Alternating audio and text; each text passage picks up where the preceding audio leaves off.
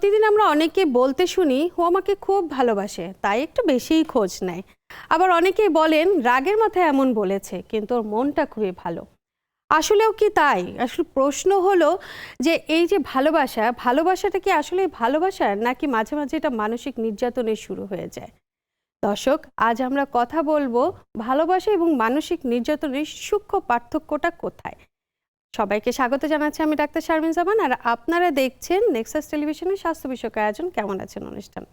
দর্শক, আজকে সুন্দর একটি টপিক, ভালোবাসা এবং মানসিক নির্যাতনের মেলবন্ধন বা পার্থক্যটা কোথায়, এই বিষয় নিয়ে কথা বলবো।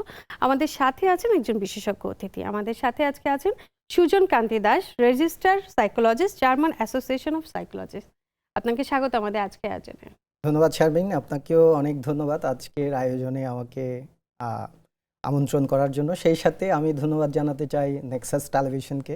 এর পূর্বেও আপনাদের সাথে আমি দুটো আয়োজনে ছিলাম এবং একটা আমরা হতাশা নিয়ে কথা বলেছি একটা সেশনে, আরেকটা সেশনে আমরা আপনারা আত্মহত্যা প্রতিরোধ নিয়ে কাজ করেছি। আসলে মানসিক ব্যাপারটা তো অনেক বড় ব্যাপার, এখানে অনেকগুলো বিষয় চলে আসে, তাই আমরা আসলে একটার পর একটা বিষয় নিয়ে কথা বলি, কারণ আমাদের সময়টা অনেক লিমিটেড। যে কোনো একটা বিষয়ে কথা বলার পরেও মনে হয় যে অনেক কিছু যেন বাকি থাকলো। আপনি এর আগে আমাদের এখানে এসেছেন, তারপর আপনার কাছে আরেকটু নতুন করে শুনি আসলে আপনার বেড়ে ওঠা এবং স্কুল কলেজটা কোথায়, পড়াশোনাটা কোথায়। আচ্ছা, অনেক ধন্যবাদ আপনাকে চমৎকার একটা প্রশ্নের জন্য। আমার স্কুল জীবন শুরু হয় বাকুলিয়া গভঠাই দিয়ে, প্রাইমারির পর। প্রাইমারি চট্টগ্রামেই, কাপাসগোলা সরকারিতে, তারপর বাকুলিয়া গভঠাই আমার হাই স্কুল। দেন হচ্ছে ইন্টারমিডিয়েট শেষ করার পরে আমি সাইকোলজিতে গ্র্যাজুয়েশন করি, তারপর মাস্টার্স করি। তারপর আমি বিভিন্ন কোম্পানির সাথে কাজ শুরু করি, ছোট বড় অনেকগুলো কোম্পানির সাথে। এবং লাস্ট আমি কাজ করেছি ব্র্যাকের সাথে। ব্র্যাকের সাথে আমি কাজ করেছি প্রায় 3 ইয়ার্সের উপরে, এবং এক্সপার্ট হিসেবে আমি তাদেরকে সেবা প্রদান করেছি। আমি জেন্ডার প্রোগ্রামেও কাজ করেছি তাদের সাথে, জেন্ডার জাস্টিস অ্যান্ড ডাইভার্সিটিতে। তারপর গ্রামীণ উন্নয়ন সংস্থার সাথে কাজ করেছি অ্যাজ এ কোঅর্ডিনেটর হিসেবে। ওখানেও আমি মেন্টাল হেলথ এবং হেলথ, পাবলিক হেলথ, এই সমস্ত বিষয়গুলো নিয়ে প্রচুর ট্রেনিং সেশন প্রোগ্রাম আমি করেছি। দেন আমি কাজ করেছি অ্যাকশন কন্ট্রোল আফা, ফ্রান্স বেসড অর্গানাইজেশনের সাথে। তারপর আফটার কোভিড সময়ে আমি জার্মান সাইকোলজি একাডেমিতে ক্লিনিক্যাল সাইকোলজিতে স্পেশাল ডিগ্রির জন্য অ্যাপ্লাই করি এবং সেখানে আমি আমার স্টাডি সম্পন্ন করি। তারপর আমি 2021 সালে অ্যাপ্লাই করি জার্মানির যে রেজিস্ট্রেশন প্রক্রিয়া, অর্থাৎ সরকারি যে রেজিস্ট্রেশন আছে সাইকোলজিস্টদের, সেই প্রতিষ্ঠান অর্থাৎ রেজিস্টার্ড সাইকোলজিস্ট যেখান থেকে হওয়া যায়, ইয়েস, বেরুফেভেন ডয়চার সোশিওলজিন und সোশিওলজিন, যেটা জার্মান ভার্সন বা জার্মান নাম হচ্ছে এটা। সেখান থেকে আমি রেজিস্টার্ড প্রাপ্ত হই এবং এখন আমি হচ্ছে সেইখানের রেজিস্টার্ড হিসেবে কাজ করছি। এছাড়াও বাংলাদেশ সাইকোলজিক্যাল অ্যাসোসিয়েশনের রেজিস্টার্ড হিসেবে আমি আছি, লাইফ মেম্বার হিসেবে। এছাড়া আমেরিকান সাইকোলজিক্যাল অ্যাসোসিয়েশনেরও মেম্বার হিসেবে আমি আপনি অনেক জায়গায় একসাথে কাজ করছেন এবং আছেন, আলহামদুলিল্লাহ। এবং আরো একটু বলতে চাই আপনাকে, এর সাথে তো আমাদের লার্নিং প্রসেসটা হচ্ছে লাইফ টাইম, কারণ একজন সাইকোলজিস্ট আসলে তাদের পড়ালেখা কখনোই শেষ হয় না। এটা আপনি জেনে থাকবেন, 3-4 বছর পর পর আমাদের প্রত্যেকটা থেরাপি সিস্টেম বা প্রোগ্রামগুলো চেঞ্জ হতে থাকে, আপডেট ভার্সন আসতে থাকে। যেমন রিসেন্ট আমি যেটা নিয়ে কাজ করছি, যে রিসার্চটা নিয়ে, সেটা হচ্ছে লনলিনেস ক্যাসকেড। কিভাবে লনলিনেসকে আরো কমানো যায় এবং কিভাবে মানুষজনের যে একাকী হয়ে যাচ্ছে সেই একাকিত্ব জীবন থেকে কিভাবে একটা সায়েন্টিফিক এভিডেন্সের মধ্যে দিয়ে আমরা তাদেরকে আরো সেভ করতে পারি।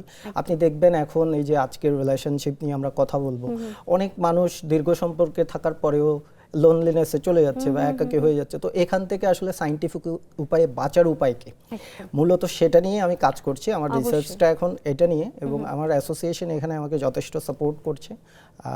আমরা আজকে কথা বলবো যেহেতু এই ভালোবাসার সম্পর্ক এবং পারস্পরিক যে মিলবন্ধনটা, সেই জায়গাটা নিয়ে, যেহেতু আপনার কাজের সাথে এই জায়গাটা একসাথে সম্পৃক্ত। তো আমরা আসলে আপনাদের তো মেইন জায়গাটাই হচ্ছে সাইকোলজিদের, যেটা কাউন্সিলিং এর ব্যাপারটা, মেডিসিনের থেকে সাইকোলজি, এই কাউন্সিলিং যত বেশি করবে, তাদের সাথে সেশন যত বেশি নেওয়া হয়, সেই ক্ষেত্রে তো পেশেন্টদের বেশি উপকার হয়, তাই কি?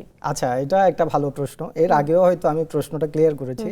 আর অনেক মানুষের এই প্রশ্নটা থাকে যে আসলে আমি কার কাছে যাব শুরুতে, তাই না, বা কোন বিষয়ের জন্য কার কাছে যাব। প্রশ্নটা অনেকটা এটার সাথে রিলেটেড।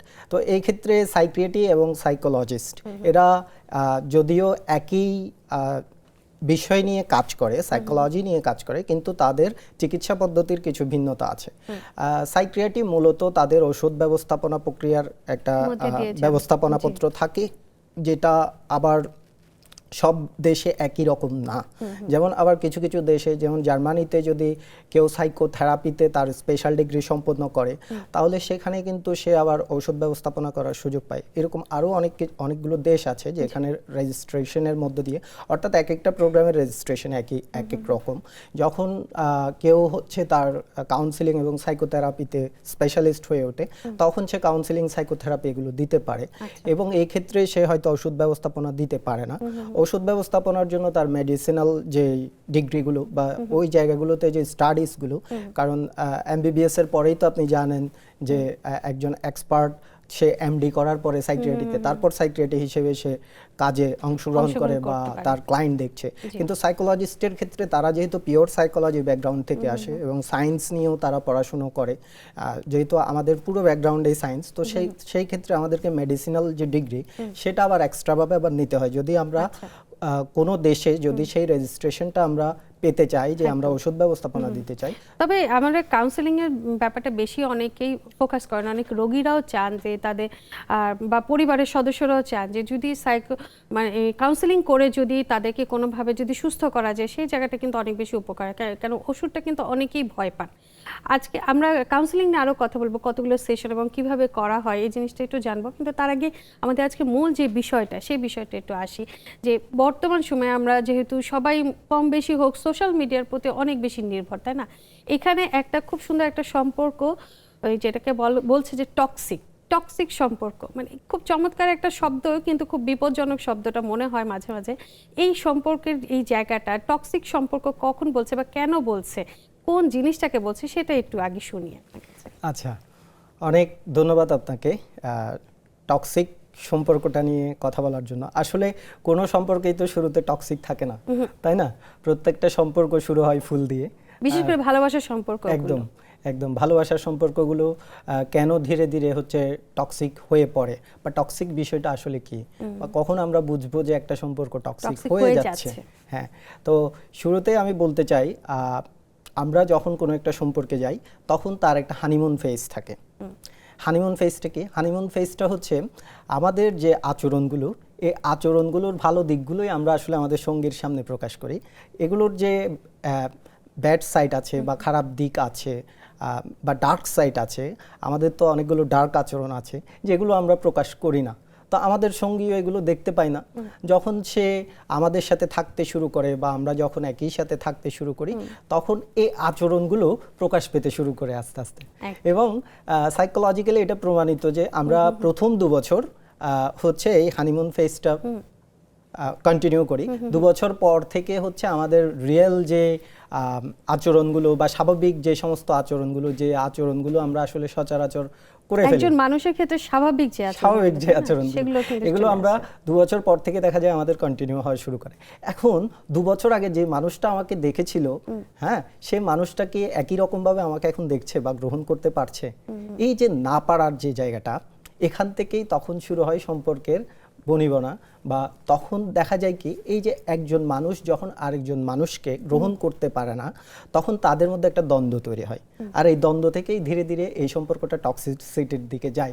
এখন কি কি আসলে আমরা বিষয় দেখে বুঝবো যে সেটা টক্সিক সম্পর্ক? প্রথম লক্ষণগুলো কি হতে পারে সেটা যদি বলেন। একদম, সেটা আমি আপনার সাথে একটু শেয়ার করি।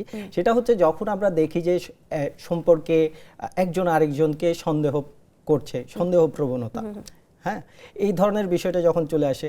আবার যখন হচ্ছে সঙ্গীর প্রতি বিশ্বাস না থাকা এবং সঙ্গীর প্রতি যে সংবেদনশীলতা বা সম্মান দেওয়ার যে জায়গাটা, সেটা যখন থাকে না, আবার অ্যাকাউন্টেবিলিটি সেটাও যখন আমরা পাই না, তখন সম্পর্কটা কিন্তু ধীরে ধীরে টক্সিসিটির দিকে চলে যায় এবং তখন একটা সম্পর্ক টক্সিক হয়ে উঠতে পারে।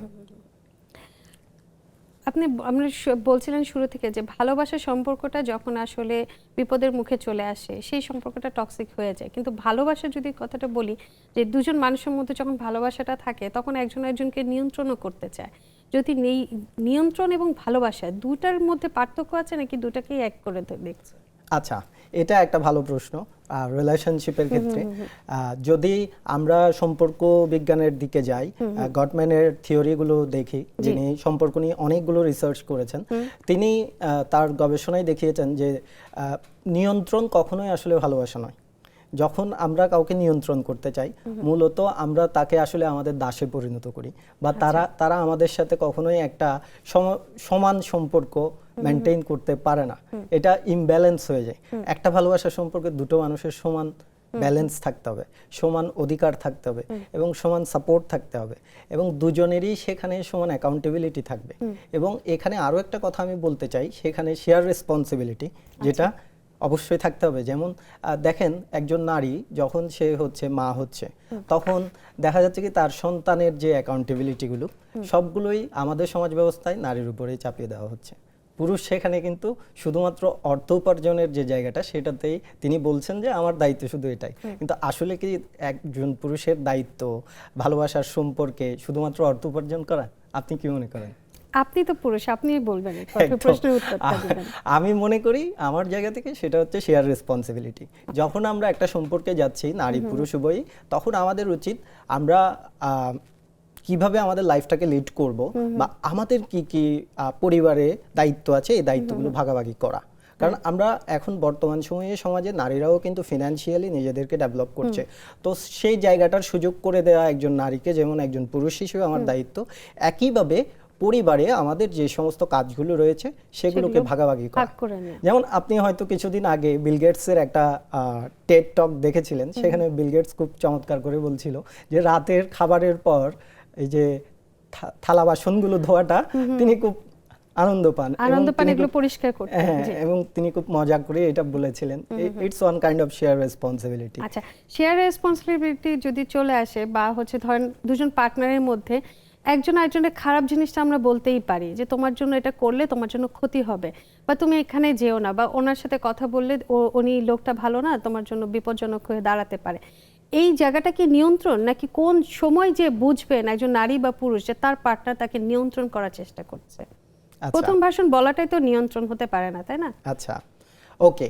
এই ক্ষেত্রে আমরা যখন আমাদের সম্পর্কে আমরা যার সাথে আছি, তার কোনো আচরণ যদি সত্যিকার অর্থে আমাদের পছন্দ না হয়, বা কোনো আচরণে যদি আমি কষ্ট পাই, বা আমরা যদি সেখানে কষ্ট অনুভব করি, তাহলে যেটা করা উচিত সেটা হচ্ছে সরাসরি তার সাথে কথা বলা উচিত, তার সাথে বসে আলোচনা করা উচিত। বেশিরভাগ ক্ষেত্রেই দেখা যায় কি সম্পর্কের ক্ষেত্রে দূরত্ব সৃষ্টি হয় আলোচনা না করার কারণে, যেটাকে আমরা কমিউনিকেশন গ্যাপ বলি।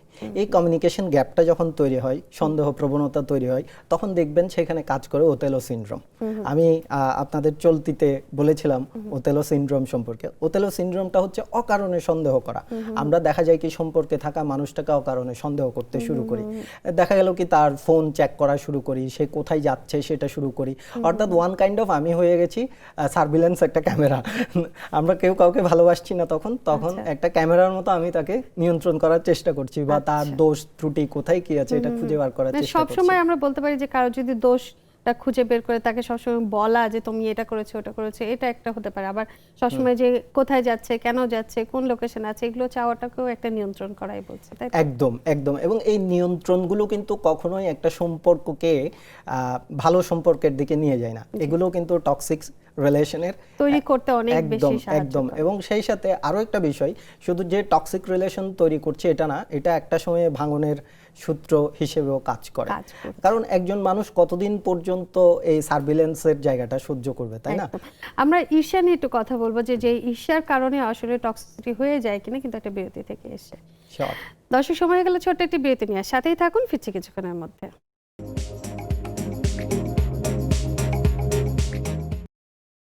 বিরতির পর সবাইকে আরো একবার স্বাগত জানাচ্ছি। আমি ডাক্তার শারমিন জামান। দর্শক, আপনারা দেখছেন কেমন আছেন অনুষ্ঠান। আজ আমরা কথা বলছি ভালোবাসা নাকি মানসিক নির্যাতন সেই বিষয় নিয়ে। আজ আমাদের সাথে আছেন রেজিস্টার সাইকোলজিস্ট সুজন কান্তি দাস। আমরা তো আসলে নিয়ন্ত্রণটাকেও জানলাম যে আসলে কোনটাকে আমরা নিয়ন্ত্রণ বলছি, কিন্তু ঈর্ষার একটা ব্যাপার আছে যেটা সাধারণত মানুষের মধ্যে অনেকের থাকে, কিন্তু আসলে ঈর্ষাটা কখন ভালোবাসার কি জন্য বিপজ্জনক হতে পারে বা টক্সিক হতে পারে? আচ্ছা, ঈর্ষা এবং ভালোবাসা দুটোকে আসলে এক বা দুটোর সাথে কানেক্টেড কিনা এটা আমরা সবার আগে হচ্ছে চিন্তা করতে পারি। ঈর্ষা একজন সঙ্গীর প্রতি যদি আমাদের ঈর্ষা তৈরি হয়, এখন এই ঈর্ষাটা কতটুকু পরিমাণে এবং কি পরিমাণে এটা আমাদেরকে চিন্তা করতে হবে। এবং ঈর্ষা আসলে কি? ঈর্ষা হচ্ছে হিংসাত্মক মনোভাব। এখন আমার যে সঙ্গী তার প্রতি যদি আমরা হিংসাত্মক মনোভাব পোষণ করি, তখন সেখানে চলে আসে অনিরাপত্তা এবং নজরদারির যে বিষয়টা একটু আগে আমরা বলছিলাম, সেই সাথে চলে আসে এখানে তার প্রতি বিভিন্ন ধরনের হার্মফুল যে আচরণগুলো, সেটা একটা সময়ে দেখা যায় কি শারীরিক নির্যাতনেও পরিণত হতে পারে। আমরা যে এই যে সমাজে পারিবারিক দ্বন্দ্ব কলহগুলো দেখি, এগুলো কিন্তু শুরু হয় ওই ঈর্ষা থেকে, অর্থাৎ ওই ছোট্ট জায়গা থেকেই ঈর্ষা থেকেই শুরু হতে হতে এটা এমন জায়গায় চলে যায়, তখন সেটা নির্যাতন পর্যায়ে চলে যায়। তাহলে আপনি দেখেন ঈর্ষা কিন্তু কখনোই ভালোবাসা হতে পারে না। ঠিক আছে, ঈর্ষা এবং ভালোবাসা সম্পূর্ণ আলাদা জিনিস। ভালোবাসা মানুষ মনে করে আমি তার কাছে নিরাপদ, আর ঈর্ষা মনে করে যে আমাকে সবসময় সাবধান থাকতে হবে, সচেতন থাকতে হবে, কখন না কি ভুল করে ফেলি, তাই না? তো ঈর্ষা আর ভালোবাসা কিন্তু এক জিনিস নয়। ভালোবাসার মানুষ সবসময় আপনি তার কাছে নিরাপদ থাকবেন, আর যদি সেখানে ঈর্ষা চলে আসে তখনই সবসময় নিরাপত্তাটা আসলে নিরাপত্তা বোধ করবে না। আমি একটু দর্শকদের উদ্দেশ্যে বলি, দর্শক অনুষ্ঠানটি কিন্তু সরাসরি সম্প্রচারিত হচ্ছে। আপনারা চাইলে কিন্তু আমাদের বিশেষজ্ঞকে আজকে প্রশ্ন করতে পারেন আপনার জানা অজানা নানা কিছু নিয়ে। আমি একটু দর্শকের প্রশ্ন থেকে একটা প্রশ্ন আপনাকে করতে চাই, সেটা হচ্ছে সম্পর্কের প্রথমে তার সঙ্গী দিনে প্রায় 50 থেকে 60 বার ফোন কল দিতেন। এটাকে প্রথম দিকে তিনি ভালোবাসা হিসেবেই নিয়েছেন, মনে করছেন ভালোবাসা থেকে তিনি প্রশ্ন সবসময় খোঁজ খবর নিচ্ছেন। কিন্তু কয়েক মাস পরে দেখা গেল তাকে বলছেন যে তুমি চাকরি ছেড়ে দাও এবং বন্ধুদের সাথে যোগাযোগটা কমিয়ে দাও এবং পরিবারের সাথে একটা দূরত্ব তৈরি করতে সে বলল। আসলে এখন প্রশ্ন হলো, এটা কি আসলে ভালোবাসা নাকি তাকে নিয়ন্ত্রণ করা? আচ্ছা, আপনার যে কেসটা, সেই কেসের সাথে আমার বেশ কয়েকটা ক্লায়েন্টের কেস মিলে যায়। তো এই ক্ষেত্রে আমি শেয়ার করতে চাই, নাম না বলার স্বার্থে বলি, বেশ কয়েকজন ক্লায়েন্ট আমার সাথে এগুলো শেয়ার করেছেন। তো এই ক্ষেত্রে আমরা দেখেছি স্টাডিতে হোক এবং রিসার্চে হোক, গভর্নমেন্ট এটার উপরেও বেশ কিছু রিসার্চ করেছেন যে নিরাপত্তা এবং সেই সাথে হচ্ছে যে বিষয়টা বললেন নজরদারির জায়গাটা, এইখানে এসে দেখা যায় কি যখন একজন পুরুষ বা নারী শুরুতে যখন সম্পর্কে যায়, তখন এটা অনেকটা লাভ বম্বিং এর মতো হয়ে থাকে, যে আমরা এত বেশি ভালোবাসা উকড়ে দিচ্ছি প্রথম দিন থেকে শুরু করে দেখা যাচ্ছে কি কয়েক মাস এই লাভ বম্বিংটা হতে থাকে, অর্থাৎ অতিরিক্ত পরিমাণ ভালোবাসা, আমি তাকে ছাড়া বাঁচবই না বা সে ছাড়া আমার জীবন অনর্থক, এই ধরনের একটা সিচুয়েশন ক্রিয়েট করা। এবং নার্সিস্টিক বিহেভিয়ার পিপলদের মধ্যেও কিন্তু এই আচরণগুলো আমরা দেখতে পাই। তো এটা কিন্তু কখনোই প্রকৃত ভালোবাসা হতে পারে না, এবং এটা একটা সময়ে গিয়ে শেষ হয়ে যায়। কারণ একজন মানুষ বেশি দিন তো অভিনয় করতে পারবে না, তাই না? মানুষের যে সচরাচর ভালোবাসার সিস্টেম, সেই সিস্টেমের মধ্যে মানুষ তাকে ভালোবাসবে, এবং সেটার প্রক্রিয়াটা হয়তো এক একজনের এক এক রকম হতে পারে, কিন্তু সেটা প্রতিনিয়ত হচ্ছে কিনা সেটা যখন আমরা দেখি, যখন সেটা বছরের পর বছর ধরে একই ধরনের প্রতিক্রিয়া আমরা দেখতে পাই, তখন সেই আচরণটা আসলে সত্যিকার অর্থেই তার ভালোবাসার একটা ধরন হতে পারে। কিন্তু সেটা যদি এক মাস পরে গিয়ে স্থিমিত হয়ে যায়, ধরুন আপনি কাউকে প্রতিদিন ঘন্টায় বা প্রতি মিনিটে মিনিটে বা প্রতি 5 সেকেন্ড পর বা 5 মিনিট পর পর আপনি আই লাভ ইউ বা বিভিন্ন ধরনের ভালোবাসার কথা বলতে থাকেন, it's one kind of love bombing. তো এটা আসলে একটা সময় পর গিয়ে মানুষ কন্টিনিউ করতে পারে না, আর যখনই কন্টিনিউ করতে পারে না তখন অপর পাশের সঙ্গী মনে করে সে বোধহয় আমার সাথে আর আগের মতো নেই, এবং তখনই প্রশ্নটা আসে যে তুমি আর আগের মতো নেই, তাই না? একদম। আমরা নির্যাতনটাকে তো দুভাবে দেখি, একটা জানি যে শারীরিক নির্যাতন, একটা হচ্ছে মানসিক নির্যাতন। এখন মানসিক নির্যাতন তো কেউ যদি একজন একজনকে করলে সেটা তো চোখে কেউ দেখতে পাচ্ছে না, কেন শরীরে আঘাত পড়লে সেটা দেখা যায়, মনের আঘাত তো দেখা যাচ্ছে না। তাহলে আমরা কখন বুঝবো বা কোনটাকে আমরা মানসিক নির্যাতন হিসেবে ভেবে নিব? আচ্ছা, এটাও একটা ভালো প্রশ্ন। সম্পর্কের ক্ষেত্রে আসলে কোন নির্যাতনগুলো মানসিক নির্যাতন? শারীরিক নির্যাতন তো আমরা দেখতে পাই, কিন্তু মানসিক নির্যাতনের ক্ষেত্রে আমরা সেগুলো দেখতে পাই না। এগুলো মূলত শুরু হয় আমাদের আচরণের মধ্যে দিয়ে। হতে পারে আমরা যে কথাগুলো আমাদের সঙ্গীর সাথে বলছি, সেই কথাগুলো কতটুকু সম্মানজনক এবং কতটুকু অসম্মানজনক, সেটার উপরে প্রথমেই ডিপেন্ড করে যে তিনি মানসিকভাবে আহত হচ্ছেন কিনা। এবং সম্পর্কে যখন আমরা আমাদের কথার প্রক্ষেপণ করি আমার সঙ্গীর প্রতি, সেই সঙ্গী আমার কথায় কি নিজেকে সম্মানিত বোধ করছেন না অসম্মানিত বোধ করছেন, ওই জায়গা থেকে আসলে শুরু হয় মানসিক নির্যাতনের জায়গাটা। এবং এই কথা আপনি দেখবেন ব্র্যাক এটা নিয়ে প্রচুর কাজ করেছে, এটাকে আপনি দেখবেন যে তারা এই যে ভাষা দিবস সেও বিভিন্ন কথার ধরনের অ্যাঙ্গেলগুলো তারা প্রকাশ করেছে যে একদম। একই কথা বিভিন্নভাবে হ্যাঁ, বলা যায়। সেই আমরা জন্য একটা না। বিষয় এখন বর্তমান সময়ে সোশ্যাল মিডিয়ার কারণে বেশ কিছু শব্দ প্রচলিত হয়ে গেছে একদম। যেটা সম্পর্কগুলোকে ডিটেইল করে। তার মধ্যে একটা হচ্ছে গ্যাস লাইটিং। গ্যাস লাইটিং শব্দটা আমরা মাঝে মাঝে শুনি, আসলে বিষয়টা কি যদি বলেন আমাদের। আচ্ছা, গ্যাস লাইটিং এটা হচ্ছে পুরোটাই একটা ক্লিনিক্যাল টার্ম বা সাইকোলজিক্যাল ওয়ার্ড। এটা এখন সমাজে প্রায় প্রচলিত হয়ে গেছে। তো এটা নিয়ে যদি আমি একটু করে বলি, গ্যাস লাইটিং মূলত হচ্ছে একজন মানুষের বিশ্বাস, একজন মানুষের যে ভেতরের আবেগগত জায়গা এবং সে নিজে যেটা অর্জন করতে পারে সেটাকে যখন আমরা অন্যদিকে প্রবাহিত করতে চাই, যখন কেউ অন্যদিকে প্রবাহিত করতে চায় তার ভেতরের বিশ্বাস বা তার যে আকাঙ্ক্ষা হতে পারে সে কোনো কিছুর প্রতি প্রবলভাবে চাচ্ছে সেটা অর্জন করতে, তখন বা কারো প্রতি তার একটা ভালো বিশ্বাস, এটাকে যখন আমরা খারাপ দিকে প্রবাহিত করতে চাই তখনই সেটা গ্যাস লাইটিং হিসেবে বিবেচিত হয়। একটা সম্পর্কের মধ্যে কখন গ্যাস লাইটিংটা তৈরি হয়? আচ্ছা, এটা হতে পারে যদি আমরা দেখি যে কোনো মানুষ তার কর্মক্ষেত্রে খুব ভালো করছে, হয়তো সঙ্গী দেখা যাচ্ছে কি তার কর্মক্ষেত্রে ভালো করছে বা সে তার কোনো একটা পেশনে খুব ভালো করছে, আর সেটা যদি তার অপর সঙ্গীর বা তার সাথে যে সম্পর্কিত তার যদি এটা পছন্দ না হয় বা ভালো না লাগে বা সে সেটা সহ্য করতে না পারে, তখন এই গ্যাস লাইটিংটা শুরু হতে পারে। ওই বিষয়ের প্রতি তাকে ডিমোটিভেট করা, যাতে করে সে ওখানে আমরা কি সহজভাবে বলতে হয়। পারি যে যদি আমার সঙ্গীর তার উন্নতিটাকে, তার হচ্ছে তার অ্যাচিভমেন্টগুলোকে ছোট করে বলার জন্য যদি তাকে আমি সবসময় অপমান করতে থাকি, সেই জায়গাটাকে কি গ্যাসলাইটিং বলা যেতে পারে? একদম বিষয়টা সাধারণ ক্ষেত্রে কিন্তু বিষয়টা এভাবেই হয়, তবে ট্রিটমেন্টের ক্ষেত্রেও অনেক সময় গ্যাসলাইটিংটা প্রয়োগ করতে হয়, তবে সেটা সম্পূর্ণ ক্লিনিক্যাল সেটআপে। হ্যাঁ, সেটা আলাদা বিষয়। আরেকটা জিনিস একটু জানবো যে সাইলেন্ট ট্রিটমেন্ট, এটা কি আসলে ক্ষতিকর? আচ্ছা, খুব ভালো একটা term silent treatment. Silent treatment হচ্ছে আমি কোনো কথাবার্তা ছাড়াই তার সাথে যোগাযোগ বন্ধ করে দিলাম। সম্পর্কে এরকম অনেক সময় হয়, অনেকেই এই সাইকোলজিক্যাল টার্মটা ইউজ করার চেষ্টা করেন সম্পর্কের ক্ষেত্রে। অনেকেই হয়তো সঙ্গীকে শাস্তি দেওয়ার জন্য এটা করতে পারে, অনেকেই হয়তো চিন্তা করেন যে আমি যদি কয়েকদিন চুপ থাকি তাহলে কি সমস্যার সমাধান হবে কিনা। কিন্তু তিনি তো আসলে ওই সাইলেন্ট ট্রিটমেন্টের সাথে খুব ভালোভাবেই পরিচিত নন বা তিনি হয়তো ওটাতে এডুকেটেড না, তখন এই সাইলেন্ট ট্রিটমেন্টটা আসলে অন্য সঙ্গী কিভাবে নিচ্ছে, কিভাবে দেখছে, এটা খুবই গুরুত্বপূর্ণ। আর সাইলেন্ট ট্রিটমেন্ট কখনোই একটা সম্পর্ককে সুস্থ রাখতে পারে না।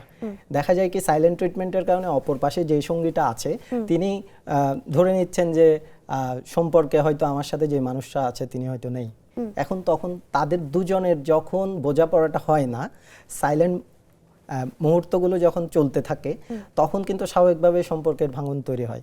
এবং এই সাইলেন্ট মোমেন্টগুলো বা সাইলেন্ট ট্রিটমেন্টটা যখন একজন মানুষ প্রয়োগ করতে চায়, তখন কিন্তু সম্পর্কের ভাঙনও তৈরি হতে পারে, আর একটা সময় গিয়ে সম্পর্কটা অদৃশ্য বা শেষ হয়ে যাওয়ারও পসিবিলিটি থাকে।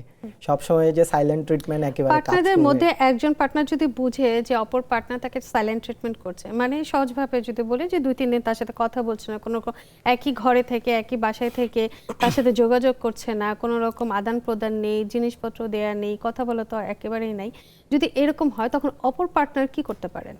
ভালো প্রশ্ন। এটা আসলে আমরা আমাদের সমাজে দেখি বা আমরা দেখেছি প্রিভিয়াস টাইমে আমাদের মা বাবাদের মধ্যে এই ধরনের কিছু সময় হয়তো অতিবাহিত হয়েছে বা আমরা আমাদের নিজেদের পরিবারেও দেখি।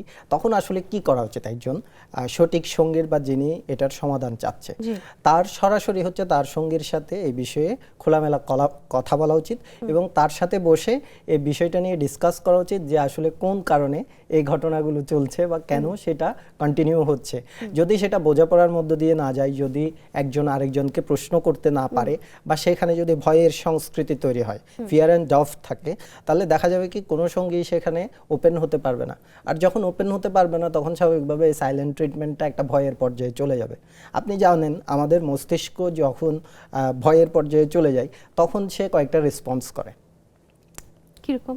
সেটা হচ্ছে ফ্লাইট রেসপন্স, ফ্রিজ রেসপন্স, হ্যাঁ, তারপর এই যে রেসপন্সগুলো ফ্লাইট, ফ্রিজ এবং ফাইট, এখন যখন ফ্লাইট রেসপন্স সেটা হচ্ছে পালিয়ে যাওয়া, মানে এই সমস্যা থেকে সে সবসময় পালাতে চায়, আচ্ছা। তখন সে আর কথা বলবে না। আস্তে আস্তে এটা আসলে অনেক কঠিন পর্যায়ে চলে যাবে, একটা সময় গিয়ে দেখা যাবে কি এটা ছাড়াছাড়ি পর্যায়ে চলে যেতে পারে। ফ্রিজ, সে হচ্ছে একটা ট্রমাটাইজ সিচুয়েশনের মধ্যে দিয়ে অতিবাহিত করবে, যেমন ফ্রিজ হয়ে গেলে মানুষ যেমন হয় তেমনটা। আর ফাইট হচ্ছে এটা নিয়ে কথা বলা, যে হ্যাঁ তুমি আমাকে বলো মূল সমস্যাটা কি, কেন এটা হচ্ছে, চলো আমরা সমাধান করি। ইফ এটা যদি সমাধান হয় it's okay, otherwise we can take a decision, আমরা ডিসিশন নিতে পারি যে কোনো বিষয়ের। এরকম যদি অবস্থা চলতে থাকে দুজন দম্পতিদের মধ্যে, তাহলে কোন পর্যায়ে গেলে আসলে এই সাইলেন্ট ট্রিটমেন্টটাকে আর মেনে নেওয়াটা উচিত হবে না? আচ্ছা কয়টা পর্যায়ে গেলে? আচ্ছা, এটা চমৎকার প্রশ্ন, যে সাইলেন্ট ট্রিটমেন্টটা আসলে কোন পর্যায়ে গেলে পরে আমরা কতদিন সহ্য করাটা একদম, উচিত আসলে একদম, একজন পার্টনারের একদম। জন্য? এটা আসলে একটা সম্পর্কে সবচেয়ে গুরুত্বপূর্ণ বিষয় হচ্ছে দুটো মানুষের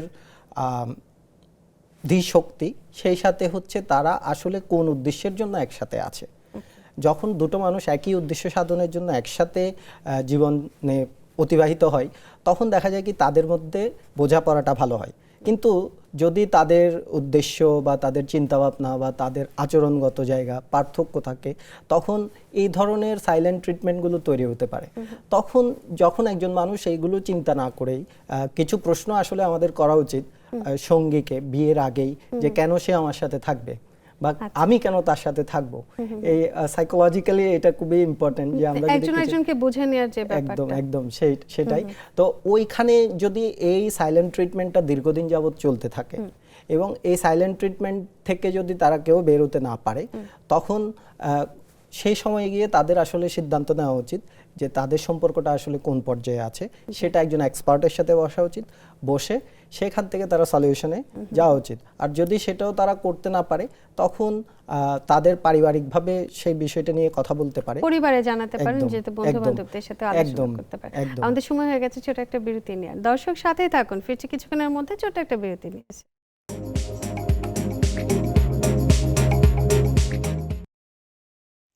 বিরতির পর সবাইকে আরো একবার স্বাগত জানাচ্ছি, আমি ডাক্তার শারমিন জামান। দর্শক, আপনারা দেখছেন কেমন আছেন অনুষ্ঠান। আর আজ আমরা কথা বলছি ভালোবাসা এবং মানসিক নির্যাতনের যে জায়গাটা, যে পার্থক্যটা, সেই বিষয় নিয়ে।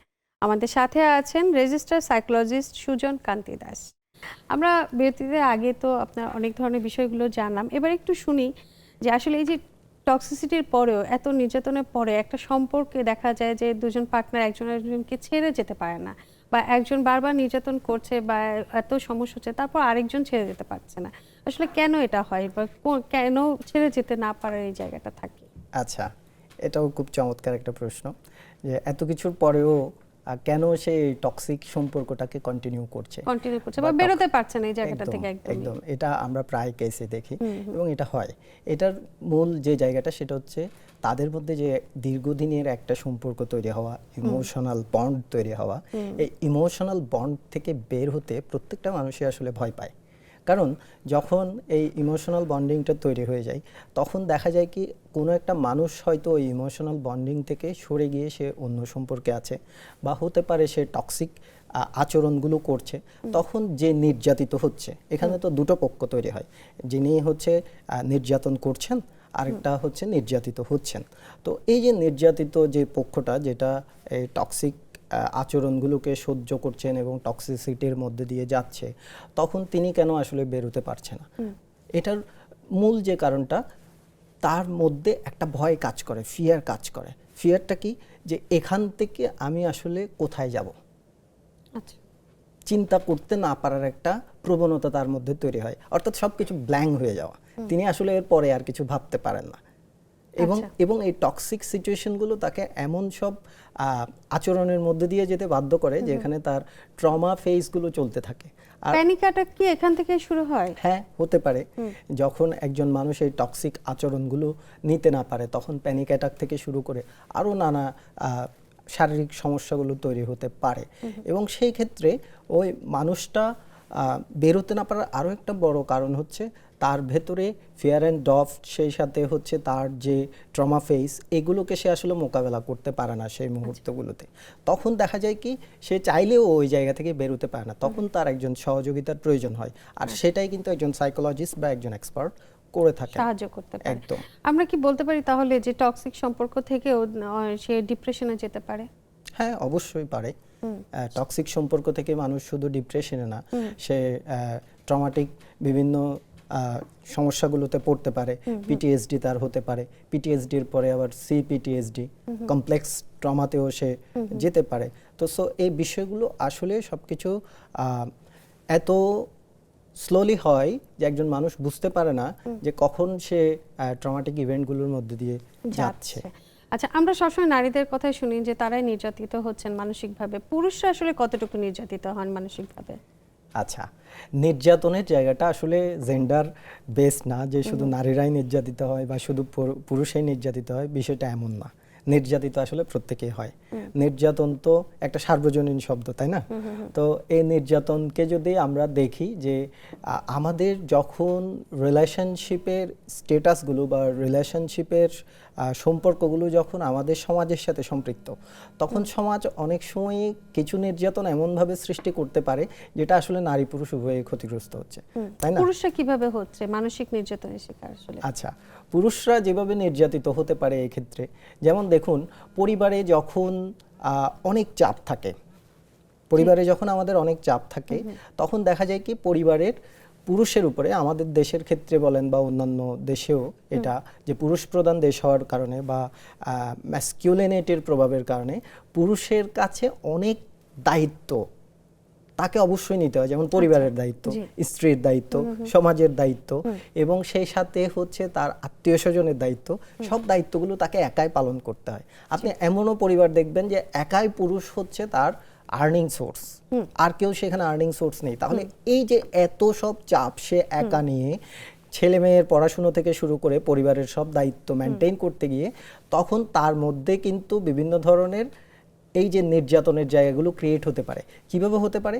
যখন সে এগুলো ফিল আপ করতে পারে না, পূরণ করতে পারে না, তার তো একটা সীমাবদ্ধতা আছে। ওই সীমাবদ্ধতার জায়গাতে সে যখন এগুলো ফিল আপ করতে পারে না, তখন কিন্তু অপর যে সঙ্গী তার ফ্রাস্ট্রেশন তৈরি হয়। আপনি দেখবেন যে গতবারের ঈদে যে স্ত্রী চেয়েছে একটা কাপড়, সেটা কিনে দিতে পারেনি, তখন স্বামী নিজেই নিজেকে ছুরি দিয়ে আহত করেছে। আপনি কি নিশ্চয়ই এই ঘটনাটা শুনেছেন? তাহলে এটাও কিন্তু ওয়ান কাইন্ড অফ নির্যাতন, তাই না? তার যখন সে মানসিকভাবে আহত হলো, তখনই তো সে নিজেকে হার্ম করলো।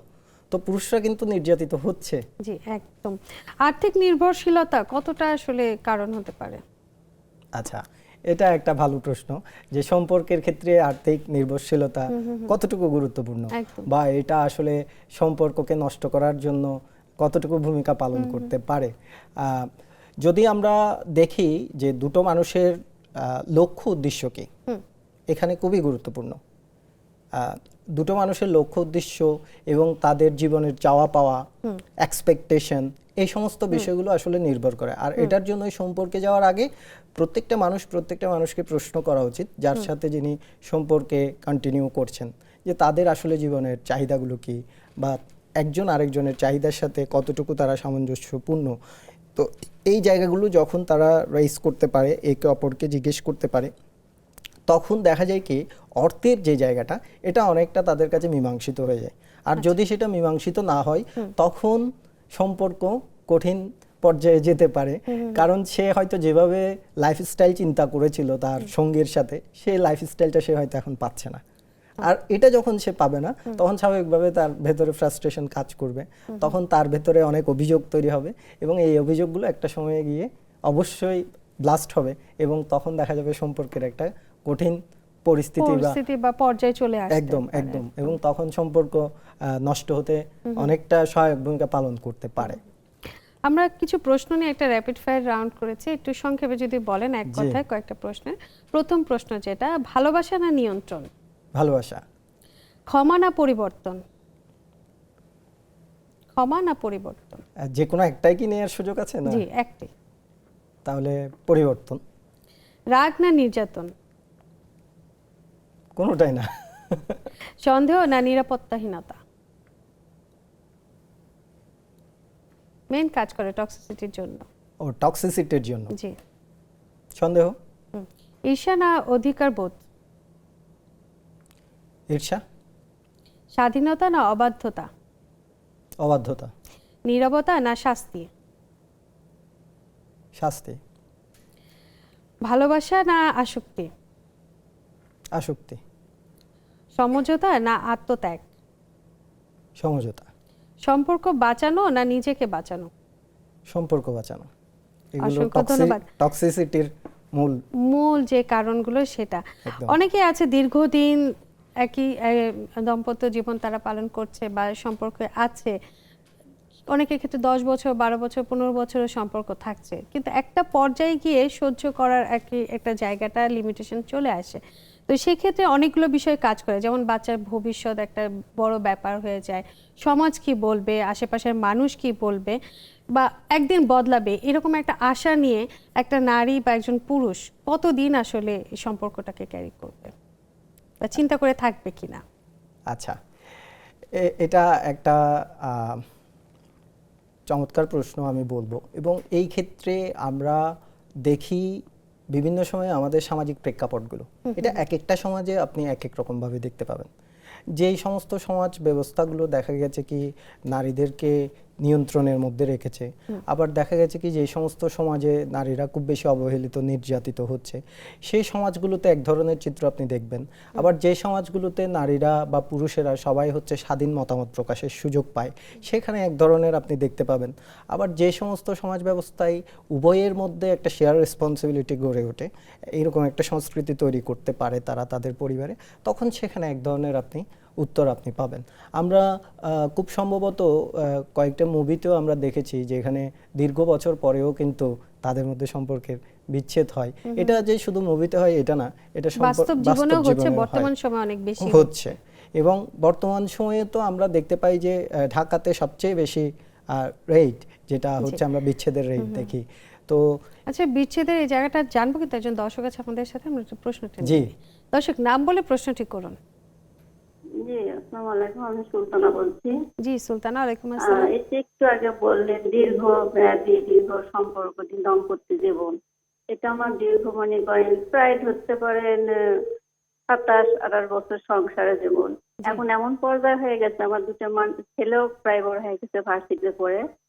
এখন আমি এত মানসিক ধরতে গেলে মনে হয় সবসময় সন্দেহ করে। এখন এই বয়সে এসে সন্দেহ করাতে কি সংসারে কি টিকে থাকার অন্য কিছু আমাকে করতে হবে? অসংখ্য ধন্যবাদ দর্শক। আসলে আমাকে প্রশ্নটা করতে হবে, এটাও কিন্তু অনেক বড় একটি বিষয়। কোন প্রশ্ন করবেন দর্শককে? প্রশ্ন তো আসলে ক্লিনিক্যাল অ্যাসেসমেন্ট অনেকগুলো আছে, কিন্তু ওভারঅল যদি আমরা বলতে পারি, আমরা ওভারঅল বলি, তো এই ক্ষেত্রে ওনার ক্ষেত্রে আমরা যেটা দেখতে পাচ্ছি যে 27-28 বছর সংসারের পরেও তার যে পার্টনার, তার মধ্যে আমরা সন্দেহ প্রবণতার ঝোঁকটা দেখতে পাচ্ছি। তো এই যে সন্দেহ প্রবণতা, এটাকে আমরা ওতেলো সিনড্রোমের জায়গা থেকে চিন্তা করতে পারি। কারণ আমরা যেই ক্লায়েন্টের বা যার কথা শুনলাম, তিনি খুব স্পষ্টভাবে বললেন যে তার দুটো বাচ্চা আছে এবং তিনি সংসারের প্রতি খুব বেশি মনোযোগী। তাহলে এখন আসলে কি করণীয়? এক্ষেত্রে ওই যে ওতেলো সিনড্রোম, কিছু মানুষ অকারণেই সন্দেহ করে, তো তখন সেই ক্ষেত্রে ওই মানুষটার সাথে আসলে খোলাখুলিভাবে কথা বলা উচিত যে আসলে কোন কারণগুলো কাজ করছে। ওই যে এখানে হয়তো ভয় কাজ করতে পারে, তিনি 27-28 বছরে তো ঘটনাগুলো বা সন্দেহের জায়গাগুলো তো একদিনে এই অবস্থায় আসে নাই। তাহলে শুরু থেকে যদি আমরা সেটাকে সমাধান করতে পারি বা আরও আগে থেকে যদি আমরা সেটা সমাধান করতে পারতাম, তাহলে হয়তো এই জায়গাটা ক্রিয়েট হতো না। এবং সেই সাথে এখন ওনার যেটা করা উচিত সেটা হচ্ছে তার হাজব্যান্ডের সাথে একান্তে বসে বিষয়টা নিয়ে আলাপ করা, এবং সেই ক্ষেত্রে যদি তিনি সমাধান করতে না পারেন তাহলে অবশ্যই এক্সপার্টের শরণাপন্ন হওয়া। তাহলে আশা করছি যে তাদের একটা সুন্দর দাম্পত্য জীবন তারা এবং উপভোগ প্রয়োজন করতে বোধে পারবেন। কাউন্সিলিংও নিতে পারেন একদম, তারা, না? একদম, এক্সপার্টের হ্যাঁ, সাথে বসে যদি একদম। কাউন্সিলিং সেশন দুজন মিলে নেন, একদম। সেক্ষেত্রেও কিন্তু উপকৃত একদম। হবেন। আমার মনে হয় দর্শক বুঝতে পেরেছেন আপনার সমস্যাটা। আর আমরা এখন এই মুহূর্তে একটা ছোট্ট বিরতি নেব, এবং বিরতি থেকে এসে আরো সমাধানের কিছু পথ খুঁজবো। সবাই সাথে থাকুন, কিছুক্ষণের মধ্যে।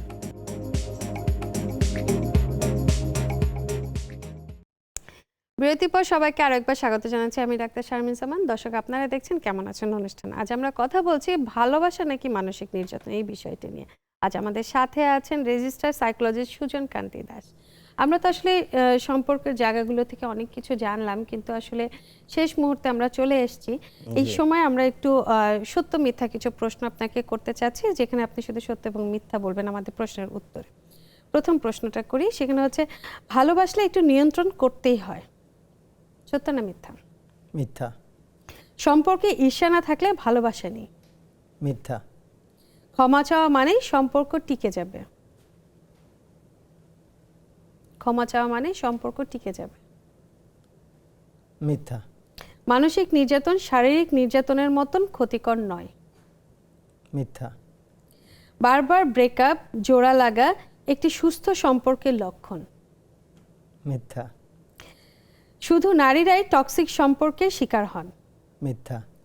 একজন মানুষ বদলে যাবে এই আশায় বছরের পর বছর অপেক্ষা করা উচিত। মিথ্যা। ক্ষমা করলেই সব সমস্যা শেষ হয়ে যায়। মিথ্যা। অপমান সহ্য করা মানেই সম্পর্ক টিকিয়ে রাখা। অপমান সহ্য করা মানেই সম্পর্ক টিকিয়ে রাখা। এটা আসলে একটু দ্বন্দ্বের, তবে আমি এটা সম্পর্ক টিকে থাকতে পারে, কিন্তু সেটা আসলে কতটুকু লং লাস্টিং হবে এটা আমরা শিওর না। জি। তো এক্ষেত্রে আমি সত্য মিথ্যের মাঝখানে যদি কিছু থাকে তাহলে সেটা বলতে পারি। তবে অপমানটা বারবার না হওয়াটাই ভালো, তাই না? সুস্থ সম্পর্কে ব্যক্তিগত স্বাধীনতা থাকা জরুরি। সুস্থ সম্পর্কে সত্য। আমরা একটু আপনার কাছ থেকে 10টা প্রশ্ন একটু নিতে চাই, যে প্রশ্নগুলো ধরেন কেউ যদি নতুন জীবন শুরু করতে যাচ্ছেন, একজন দম্পতি হিসেবে নিজেদেরকে তৈরি করতে যাচ্ছেন, বিয়ের প্রথমে কোন 10টি প্রশ্ন করলে তারা বুঝবেন যে এই পার্টনারটা আমার জন্য মানানসই হতে পারে? আচ্ছা, এটা খুব ভালো প্রশ্ন এবং আমি মনে করি সকল বিবাহ প্রার্থী বা যারা বিয়ে করতে চায় জি জি তাদের জন্য খুবই গুরুত্বপূর্ণ একটা একদম। প্রশ্ন।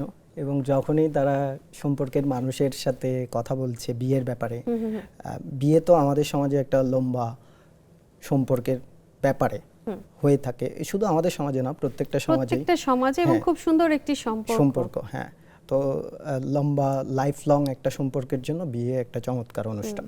তো সো এই বিয়ের ব্যাপারে যদি আমরা প্রশ্ন করতে যাই তাহলে আমাদের সঙ্গীকে প্রথম প্রশ্ন করতে হবে কেন আসলে তিনি বিয়েটা করতে যাচ্ছেন এবং আমাকেই কেন। হ্যাঁ, প্রথম প্রশ্ন হতে পারে এটা যে আমি কেন আপনার জন্য। যখন এই প্রশ্নটা করা হয় তখন আসলে ওই সঙ্গী চিন্তা করতে থাকে যে আসলেই কেন তিনি আমার জীবনের জন্য গুরুত্বপূর্ণ। আর যখন এই উত্তরটা পেয়ে যায় ব্যক্তি, তখন আগানোটা সহজ হয়। এবং তারপরে যে প্রশ্নটা আমরা করতে পারি, আমরা কি আমাদের জীবনের লক্ষ্য কি একই কিনা, অর্থাৎ আমাদের জীবনের লক্ষ্য কি দুজন মানুষের। এখন দুজনের লক্ষ্য যদি দুরকম হয় তাহলে তো ওই সম্পর্ক বেশি দিন স্থায়ী হবে না, তাই না? দেখা গেল কি একজনের লক্ষ্য একটা, আরেকজনের লক্ষ্য আরেকটা, তখন তারা কর্মক্ষেত্র হোক বা অন্য কিছুর জন্য হোক তারা তখন একটা লং ডিস্টেন্সে চলে যেতে পারে। এখন আপনি বলতে পারেন লং ডিস্টেন্স কি সম্পর্কের জন্য ক্ষতিকর? অনেকটা ক্ষেত্রে এটা ক্ষতিকর, কারণ যখন সম্পর্কে ইমোশনাল টাচগুলো থাকে না, বন্ডিংসগুলো থাকে না, তখন সম্পর্কে আসলে তৃতীয় ব্যক্তির আসা যাওয়া তৈরি হতে পারে যদি সম্পর্কটা অতটা স্ট্রং না হয়। তো ওই ক্ষেত্রে এই প্রশ্নটা আসলে রাখা উচিত যে আমাদের লক্ষ্য এক কিনা, আমাদের জীবনের লক্ষ্য উদ্দেশ্যগুলো এক কিনা। জি, এরপর আমরা রাখতে পারি সেটা হচ্ছে টাকা নিয়ে। টাকা নিয়ে আসলে আমাদের দৃষ্টিভঙ্গি কি, টাকা বিষয়টা কেন গুরুত্বপূর্ণ, এটা তো আপনি কিছুক্ষণ আগে আমার সাথে শেয়ার করলেন। তো সো কারো যদি খুব হাই লাইফ স্টাইল চিন্তা ভাবনা করে এবং তার পার্টনার যদি সেটা মেনটেন করতে না পারে, তখন সেখানে সমস্যা তৈরি হতে পারে। তো এইখানে যেই বিষয়টা সেটা হচ্ছে কিছু চাহিদা তো মানুষের থাকে সম্পর্কে গেলে। এখন এই চাহিদাগুলো তারা উভয়ে ম্যানেজ করতে পারছে কিনা বা মেনটেন করতে পারছে কিনা, সমাধান করতে পারছে কিনা, এটা দেখা। তারপর 4 নাম্বার হচ্ছে ঝগড়া হলে কিভাবে সামলাবে। যদি ঝগড়া হয় আমাদের মধ্যে তাহলে কিভাবে আপনি সামলাবেন, এই প্রশ্নটা সঙ্গীকে করতে পারেন। কি চুপ হয়ে যাবে, নাকি চেঁচাবে, নাকি মারামারি করবে, কোনটা হবে আসলে তাদের মধ্যে, কিভাবে আবার নতুন করে সমঝোতায় আসবে সেই জিনিসটা আগে থেকে জেনে নিন। একদম যে কিভাবে সামলাবে এটা খুবই গুরুত্বপূর্ণ। এবং 5 নম্বরে হচ্ছে পরিবারকে কিভাবে ম্যানেজ করবে। যেহেতু আমরা যখন বিয়ে করি তখন আসলে শুধু দুটো মানুষ বিয়ে করি না, তখন আসলে দুটো পরিবারের মধ্যে একটা সম্পর্ক তৈরি হয়। তো সো দুটো পরিবার যখন সম্পর্কিত হয়, ওই পরিবারগুলোর মানুষগুলোর সাথে আমি কিভাবে ম্যাচ করছি, উভয়কেই কিন্তু ম্যাচ করতে হয়, শুধু যে পুরুষ বা নারী একজনকে ম্যাচ করতে হয় বিষয়টা এমন না। তো এই যে ম্যানেজ করার যে জায়গাটা এবং তাদের মধ্যে যে শেয়ার রেসপন্সিবিলিটি, এটা খুবই গুরুত্বপূর্ণ। এবং 6 নম্বর বিষয় যেটা একটু আগে আমি আপনার সাথে শেয়ার করেছি, দায়িত্ব। পরিবারে আসলে আমাদের কার কি দায়িত্ব। এখন যদি পুরুষ চিন্তা করে যে আমার শুধুমাত্র দায়িত্ব হচ্ছে আর্ন করা, আমি আর কিছু করব না, তাহলে সেটা আসলে শেয়ার রেসপন্সিবিলিটিস হয় না। কারণ একটা পরিবারে অনেকগুলো কাজ থাকে এবং স্ত্রী সেই কাজগুলো আসলে তিনি একাই কি করছেন, না আমি তার কাজে সহায়ক হয়ে উঠছি, নাকি আমরা দুজনে শেয়ার রেসপন্সিবিলিটিস মেনটেন করছি। সহায়ক হওয়া আর করা দুটো কিন্তু ভিন্ন, তাই না? সহায়ক হওয়া মানে সাপোর্টিভ, আর যখন আমরা করি তখন আসলে কাজটাই করে। তো সো আমি আমার স্ত্রীর সাথে কি ওই রোল প্লেটা করছি যে কোন কাজগুলো আমি করছি এবং কোন কাজগুলো সে করছে পরিবারে, এটা আমরা একেবারে সুনিশ্চিত এবং আমরা এগুলো খুব চমৎকারভাবেই করি। তো এই প্রশ্নটা যখন তারা নিজেদের মধ্যে করতে পারেন এবং দায়িত্বগুলো সম্পর্কে তারা যখন সচেতন হন, তখন সত্যিকার অর্থে একটা ভালো সম্পর্ক তৈরি করা যায়। 7 নম্বর যে প্রশ্নটা, সেটা হচ্ছে সন্তান। কারণ যখন আমরা বিয়ে করি তখন অবশ্যই আমাদের পরবর্তী বংশধরের প্রশ্নটা চলে আসে। এখন তারা কি সন্তান নেবেন কিনা, প্রথম প্রশ্ন এটা। যদি নেন তাহলে তাদের বিষয়ে তাদের চিন্তাভাবনা কি, এটা যখন তারা উভয়েই ক্লিয়ার হন তখন তারা খুব ভালো একটা সম্পর্কে যেতে পারেন। 8 নম্বর হচ্ছে ক্যারিয়ার, যে আমাদের ক্যারিয়ার নিয়ে তাদের সমর্থন কি। ধরুন একজন ক্যারিয়ার করতে যাচ্ছে একটা বিষয়ে, আরেকজন বলছে না তুমি ওইটাতে পারবে না। যেমন আমাদের সমাজ ব্যবস্থা আমরা দেখি নারীদেরকে আমরা ক্যারিয়ারে বিমুখ করে ফেলি অনেক সময়, যে তারা চাচ্ছে, যেমন অনেক সময় ধরুন একজন নারী আমাদের দেশের প্রেক্ষাপটে ডিফেন্সে কাজ করতে চায়, কিন্তু দেখা যাচ্ছে কি তার ওই ক্যারিয়ারকে তার হাজবেন্ড সমর্থন করছে না, তখন তার যে স্বপ্নটা ওখানে মাটি হয়ে যাচ্ছে। এটা আমি সেটা আগে থেকে বলে নিয়ে এটা দুজনের মধ্যে সমঝোতা করে আসাটাই ভালো। সেটাই বলছি। পরের প্রশ্নটা একদম 9 নম্বর হচ্ছে অবসর সময় কিভাবে কাটাবে। অবসর সময়টা আমরা কিভাবে কাটাবো উভয়ই, এটা যখন আমরা জানতে পারি তখন আসলে খুব চমৎকার একটা সম্পর্ক, বন্ডিং তৈরি হয়। এরপর 10 নম্বর হচ্ছে আমরা কি সত্যিকার অর্থে কমিটমেন্ট রক্ষা করতে পারবো কিনা। যেহেতু এটা লং টার্ম একটা রিলেশনশিপ, আমরা একদম জীবনের শেষ নিঃশ্বাস পর্যন্ত একসাথে থাকার পরিকল্পনা করছি, তো আসলে আমাদের এই কমিটমেন্টটা বাস্তবসম্মত কিনা এবং আমরা দুজনে এটা একজনের কাছ থেকে জেনে নেওয়াটা সবচেয়ে ভালো। আমরা অনুষ্ঠানে একদম শেষ পর্যায়ে চলে এসেছে, একদম শেষ মুহূর্তে জানবো, যখন একটা সম্পর্ক না টিকে বা দুজনের মধ্যে ছাড়াছাড়ি হয়ে গেল, সে তখন বের হয়ে আসার পরে মানসিকভাবে যে ক্ষতিগ্রস্ত হচ্ছে সেখান থেকে কিভাবে চলে আসতে পারে, ওভারকাম করতে পারে, সেই বিষয়টা খুব সংক্ষেপে যদি বলেন। আচ্ছা, এটা আসলে অনেক জটিল একটা প্রশ্ন এবং ক্লিনিক্যাল অনেকগুলো এখানে অ্যাসেসমেন্ট আছে, অনেক বিষয় আছে। তো আমি আপনাকে এই ক্ষেত্রে বলতে পারি সম্পর্কের স্থায়িত্ব কতদিন, এটা আগে আমাদের জানা উচিত। সম্পর্ক যদি 1 মাসের হয় তাহলে সেটা একরকম, যদি 2 বছর হয় তাহলে একরকম, যদি 6-7 বছরের বা 10 বছরের বা অনেকের 20 বছরের সম্পর্ক কিন্তু নষ্ট হয়ে যাচ্ছে বা সেটা কন্টিনিউ হচ্ছে না, হ্যাঁ, একসাথে থাকা হচ্ছে না। তো এই ক্ষেত্রে আসলে কি করণীয়, কারণ এখানে ইমোশনাল বন্ড তৈরি হয়, হ্যাঁ, এবং নানাভাবে তারা একে অপরের সাথে সম্পৃক্ত হয়ে যায়। তো এই জায়গাগুলো থেকে বেরোনোর ক্ষেত্রে নিজেকে কিভাবে সাহায্য করবে, হ্যাঁ, নিজেকে কিভাবে সাহায্য করবে, তার প্রথম যে জায়গাটা সেটা হচ্ছে এটা মেনে নেয়া যে হ্যাঁ এটা হয়েছে এবং ইটস ডান। এটা যখন সে মেনে নিতে পারবে তখনই আসলে সে নিজেকে হিল করতে পারবে। যদি সে এটা কাউন্সিলররা তো আছেনই, আপনারা যারা আছেন যতক্ষণ পর্যন্ত একজন মানুষ গ্রহণ করতে পারবে না যে এটা হয়েছে, ততক্ষণ পর্যন্ত আসলে সে হিলের প্রথম ধাপটাই সম্পন্ন করতে পারবেন না।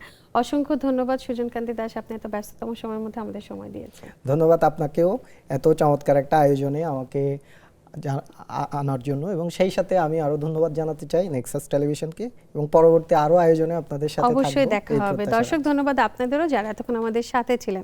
আসলে সম্পর্কের মধ্যে সময়টাই আসলে বেছে নেওয়া প্রয়োজন, যে কোন সময়টা আপনি একজনকে সময় দিচ্ছেন বা দিচ্ছেন না, বা কোন সময় একজনের কাছ থেকে দূরে সরে যাবেন, সেই জায়গাটা। কিছু বিষয় আছে, কিছু লক্ষণ আছে যে জিনিসগুলো দেখলে আপনার সিদ্ধান্তে পৌঁছানোটা খুব বেশি দরকার। তার মধ্যে আমি যদি সংক্ষেপে কিছু পয়েন্টের কথা বলি, আপনার মতামত প্রকাশ করতে ভয় লাগে, সবসময় নিজেকেই দোষী মনে হয়, সঙ্গীর সাথে রাগ করে এড়িয়ে বা আচরণ বদলানো, বন্ধু বা পরিবারের সঙ্গে যোগাযোগ কমে গেছে এবং প্রায় কথা বলায় তোমার দোষ সব, এই প্রসঙ্গটা যদি চলে আসে, নিজের সিদ্ধান্ত নিতে স্বাধীনতা না দেয়া এবং সবসময় উদ্বেগ বা ভয়ে একটা কাজ করে, অপমান বারবার ক্ষমা করে দেওয়া, নিজের আত্মবিশ্বাস আগে গড়ছে কিনা সে বিষয়ে তুলবেন, এবং সম্পর্কের মধ্যে থেকেও একা মনে হচ্ছে কিনা, এই জায়গাগুলো যদি আপনি দেখেন যে এখানে এই প্রশ্নগুলো আসছে আপনার জীবনে, তাহলে কিন্তু আপনার সিদ্ধান্ত নিয়ে সঠিক সময় চলে এসছে। তাই দর্শক, সুস্থ থাকবেন সবাই, নিজের যত্ন নেবেন, ভালো থাকবেন। দেখা হবে অন্য কোনো পর্বে। আজ বিদায়।